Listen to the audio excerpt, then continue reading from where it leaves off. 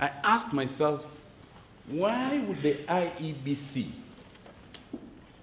well versed with the principles in Article 81 of openness, accountability, challenge a decision of the High Court that enhances openness, accountability, verifiability?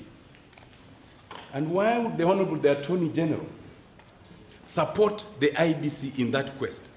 That the IEBC appointed returning officers might inflate the results. The third absurdity is that this court is being asked to accept that there shall also be a significant number of returning officers who will be fraudulent. That form, my lords, is entitled Declaration of Results for Election of the President of the Republic of Kenya at the National Tally Center.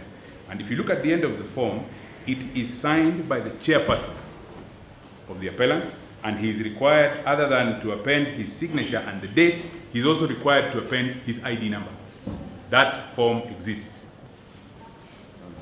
Please hold that the High Court didn't have jurisdiction, and further, even if you did that, because there's a possibility of this matter going to the next level, my lords perhaps should not even shy away from dealing with the merits of the matter, so that the matter is not remitted here for the court to say what would have been the matters of merit.